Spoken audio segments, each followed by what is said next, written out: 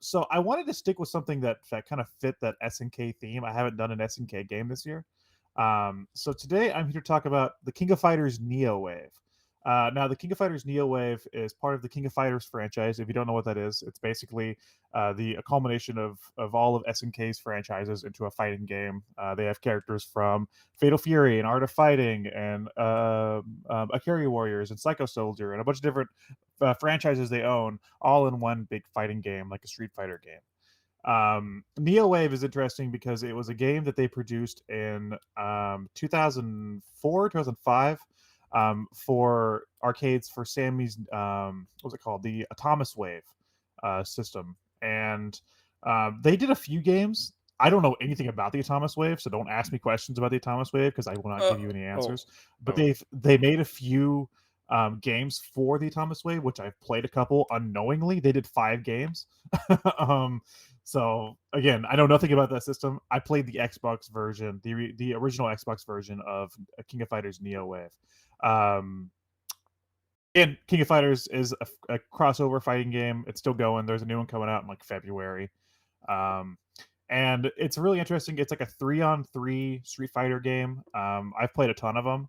The King of Fighters games, they have 2 types of games. They have the main series games, which are the games that keep up with the title's current story and the teams within that. And then they also have the dream match games. Usually they'll do one and then the other. NeoWave is a dream match title, which means they could include any of the characters and any of the teams, and the story does not matter. So this is purely just a fun fighting game. Now, being released in 2005, I will say that the sprites in the game look a little dated. I think a year after this, King of Fighters 11 comes out on PS2, which I played a shit ton of, and that game looks way better than this title. So I don't know if it was where this was the first game they made for the Atomiswave. Maybe they just used older assets for that and borrowed older character sprites. But I will say that was the only downside for me, was the characters looked a little weird. Looked like the sprites were from like 98 or something, and this is the title from 2005. But other than that, I mean, it's just a great King of Fighters game. The only thing that's really special about this is that there is a special mechanic. You can push one of your shoulder buttons and your character will go into heat mode.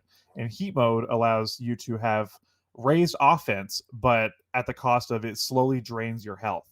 So really, heat mode is for if you're backed into a corner and you really just need to pummel your enemy for a minute, but it will cost you some health in return. I didn't use it that much during the game, mainly because I don't want to drain my health. I like to play the game normally, but heat mode is a thing. They didn't keep it for any of the other King of Fighters titles, so it is what it is. But it's just a great fighting game. So, King of Fighters NeoWave.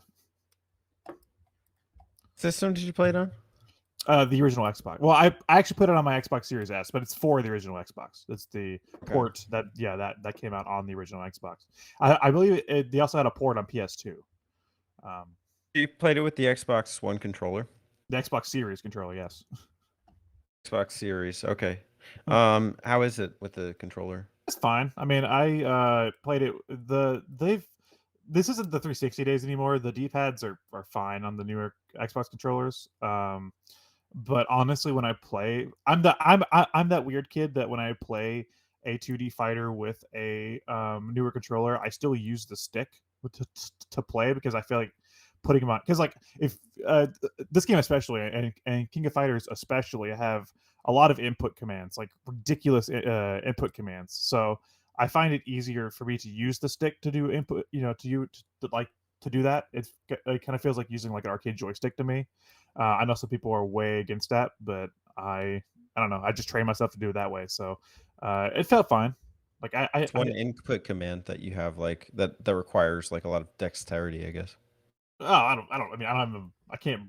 Like, it's more of. I don't have to look it up. I don't care about that. But I mean, is it like down right A for like Sub-Zero? No, it's like for snow. There are some that are that simple. Like if you're playing with like Terry Bogard, he's like you could do like the front forward, like a quarter circle thing, and you'll do like a punch or like hit the ground or launch a thing. But there are some commands that are like string of like 5 directions in a button and shit Mhm. like that. Because like I said, SNK fighters get a little complicated when it comes to that stuff. They're a little more complicated and complex than Street Fighter is. Yeah. Um, so but again, I don't have any issues using the Xbox controller for that. In fact, that's how King of Fighters 15 comes out in February, and that's how I would be playing that title is with See, the well, most of them Xbox. they use like the joystick on the actual Neo Geo itself. So I mean, it makes sense. Yeah, I'm actually a buddy of mine that I work with. He buys and sells a lot of stuff. Like he'll buy stuff off of like Facebook Marketplace and then sell it, and for like higher prices because people don't know what they have half the time. And he actually recently bought a Xbox fight stick, and I'm gonna buy that from him in the coming month. So when I get that, I will be playing this game with the fight stick, and maybe I'll see how that fares compared to the controller. Can you describe the King Atomiswave. Don't you fucking ask Atomiswave? me Atomiswave. Hold on, hold on. I'm on the Wikipedia because I didn't want to miss anything that I wanted to talk about. Let me bring up Sammy's Atomiswave. I know Sammy is owned by Sega now, right? They're like a conglomerate.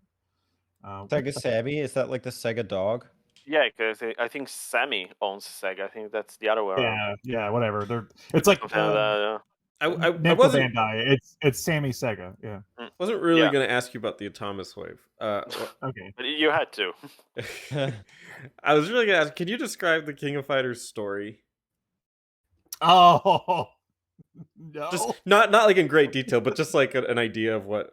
Because all the fighters always make these stupid stories, and they're all ridiculous. Oh no, it's right up there with this. I can't tell you because I haven't studied the lore in a while. I usually ignore it half the time. It's just kind of like each title anymore is like there's a new bad guy hosting a new tournament and stuff.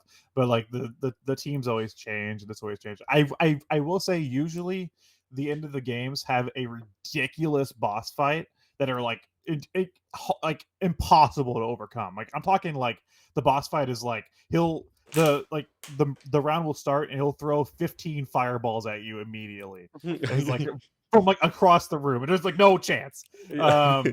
And I will say, I have footage for you, Spencer, when you put this episode together. I actually beat the boss on my first try for Wow. this game, and that's never happened with a King of Fighters game. So that was interesting. Nice. Good job. Say, No, but I no, hate when. can't. Sorry, man. Just say like I hate when fighting games do that. Like they throw you like the super hard boss or something. It feels super cheap to me. Oh, absolutely. And like I don't get like King of Fighters 11 is the one that I've put the most time into, and that one definitely has a boss fight that like at the end he's like there's like lasers coming up from the ground and shit's in the background, and he's like throwing balls at you and everything. I'm like, how am I supposed to do this? This Yeah, is the one impossible. The one I always think about is from an old PS1 game, which it's called Wu-Tang Taste the Pain or something. It's like this fighting game with Wu-Tang characters, which Nice. is amazing.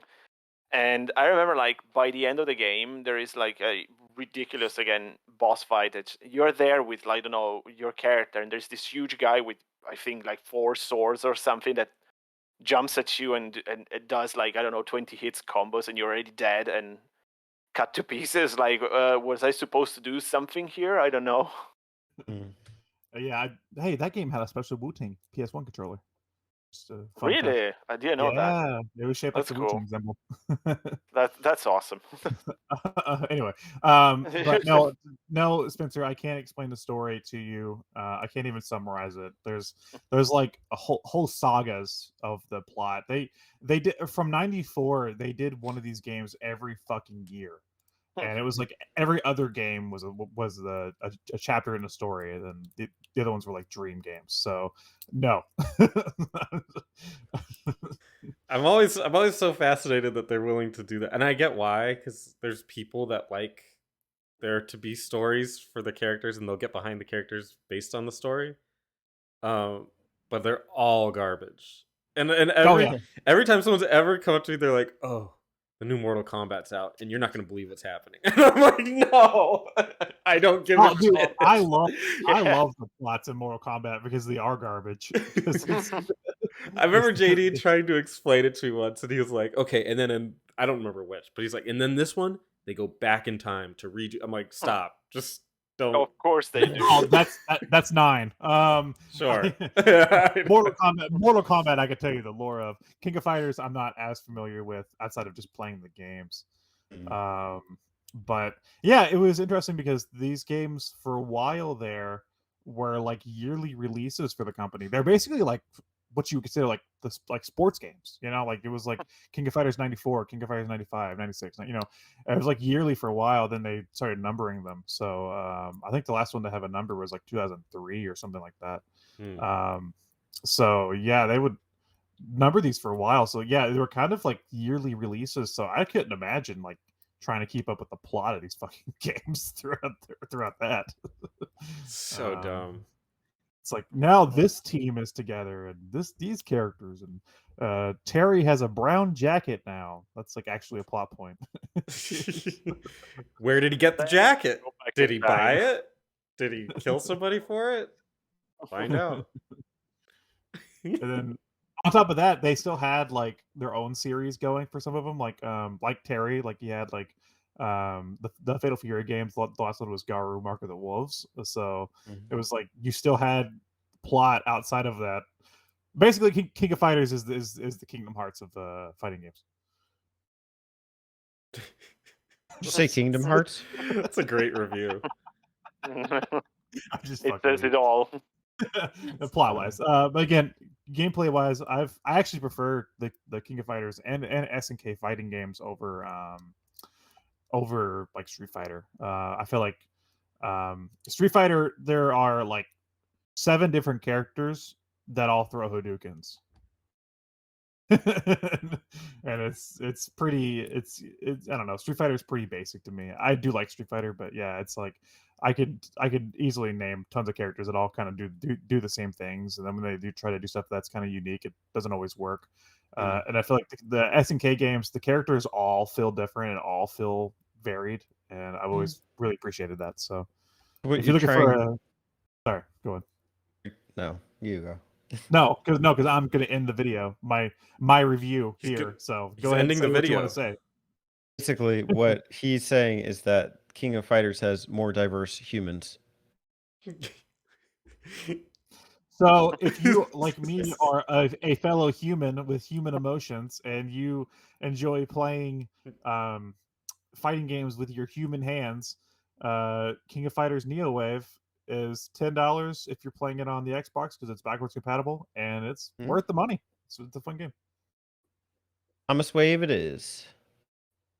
I don't know what the hell that thing is. I've played 4 out of the 5 games they released on the Atomiswave, and I never knew what it was.